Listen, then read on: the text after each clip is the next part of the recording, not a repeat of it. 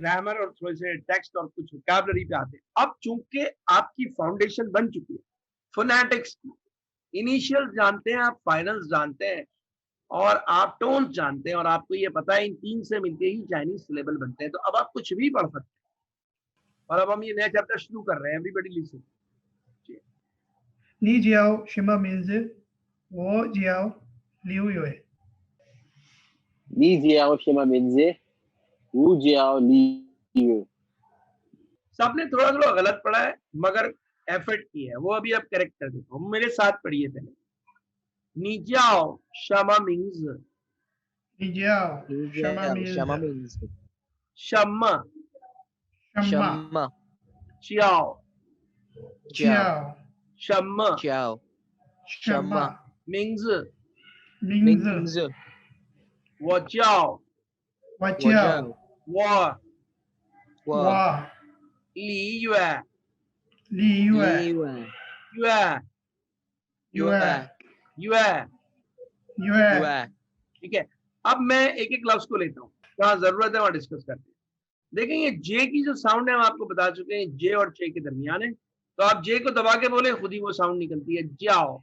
It's not exact जाओ, जे को दबाएं तो जे और चे के दरमियान चली जाती है जाओ। ठीक है, और ये शमा जो है इसमें एन जो है ये साइलेंट है और एम पे जाके आप लैंड करते हैं शम से। हाँ, एन की आवाज नहीं निकल रही ना, आप एम की ही आवाज डबल निकाल रहे हैं शम।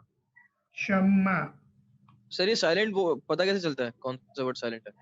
पढ़ने से पता चलता है, ये एक्सरसाइज है। उर्दू में भी जिस तरह होता है ना, कुछ चीजें आप पढ़ते हैं तो आपको पता चलता है कि साइलेंट क्या है।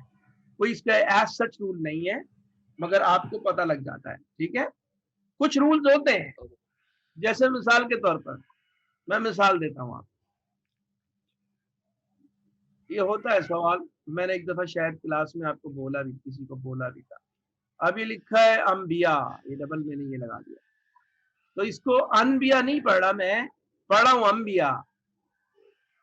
ऐसा ही है ना, हम अनबिया लिखते हैं, पढ़ते हैं अंबिया, मगर कैसे पता चला कि ये नून बे जो है ना ये मीम होता है? Can you tell me? नहीं सर। अब ये एक्चुअली डीप नॉलेज है फोनेटिक की, जो नॉर्मल स्टूडेंट्स के स्कोप से बाहर होती है। इसको सिर्फ ये बताया जाता है कि आप नून और बे को जब साथ पढ़ते हैं ना, ऑटोमेटिकली वो मीम में कन्वर्ट हो जाता है। That's that. और ज्यादा सादे अंदाज में ये कि कुछ अल्फाज आपको, जैसे अब ये है, अब वॉक लिखा हुआ है, इज देयर एनी रूल के एल को नहीं पढ़ेंगे? देयर इज अ रूल जो नहीं पढ़ते हैं। तो अगेन ये चीजें पढ़ने से पता नहीं लगता। तो आपके सवाल का जवाब है। तो अब शम्मा जो है, इसको मोर और लेस में अगर लिखूं उर्दू में, तो ये उर्दू में जो शमा नाम होता है लड़की का, तकरीबन वही चीज है ये, मगर मीम पर तशदीद है। शम्मा बोले, शम्मा एवरीबॉडी। एंड मिंग्स। मैं अभी मीनिंग पे नहीं आया हूँ डेलिबरेटली, ऑल्दो कि आप लोग देख चुके हैं मीनिंग, हम साउंड्स को देख रहे हैं। और उसके बाद लीयुआ, अब आ जाते हैं मीनिंग्स में, फिर हम इसको डिस्कस करें। चाओ इज टू कॉल और टू बी कॉल्ड, यानी पुकारना या पुकारा जाना। ठीक है, शम्मा, शमा के माने व्हाट, व्हाट क्या, मिंग्स के माने नाम, एंड पो के माने आई एंड मी। ये आप पढ़ चुके, ये वाला लफ्ज आपके लिए नया नहीं है। अब वापस आते हैं, शमा के क्या माने थे?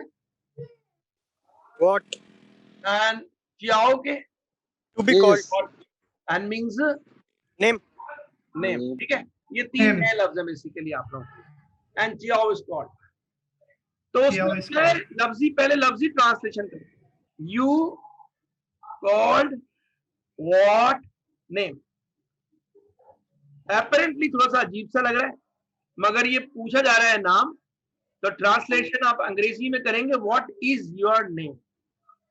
चाइनीज बजाहिर तो यही बोल रहा है कि you are called by what name, मगर सेंस उसका यही है कि तुम्हारा नाम क्या है, उसमें पूछने का तरीका है। इसकी मिसाल यूं समझ लीजिए कि आप कहें कि जी इतना घुमा फिरा के क्यों बात हो रही है। उर्दू में इस तरह के जुमले हैं, हर जुबान में होते हैं। मैं अगर कहूँ आपका इसमें ग्रामी क्या है, तो अब ये क्या हुआ, तो इस तरीके से हर जुबान में होते हैं कि एक लिटरल मीनिंग्स होते हैं और एक उसके मानवी वो चीज दी जाती है। तो नी जियाओ शमा मीन्स सिंपली मतलब ये कि what is your name, translation भी यही किया, ठीक है। अगर आप वैसे ट्रांसलेशन करेंगे you are called by what name, तो सेंस नहीं बनेगा अंग्रेजी के साथ। और वो कहता है वो जियाओ ली यू है, लफ्जी माने हुए कि I am called Li Yu है, मगर तर्जुमा यही है कि my name means Li Yu है। ये कंसेप्ट आप समझ गए होंगे। अब मैं यहाँ पे एक छोटी सी आपको कल्चरल पॉइंट बता, ली और यू है, इसमें से एक फैमिली नेम है। आप लोगों का क्या ख्याल है कि फैमिली नेम कौन सा है, ली है या यू है? ली है सर। यू है, ओके। आप इसको हमारे कल्चर पे ले गए कि हमारे पास अक्सर और बेशतर आखिर में होता है सरनेम, सर ली है। एक्चुअली ली है। अब मैं यहाँ पे एक पॉइंट आपको बताना चाह रहा हूँ, ये मैंने डेलिबरेटली उठाया है ये पॉइंट।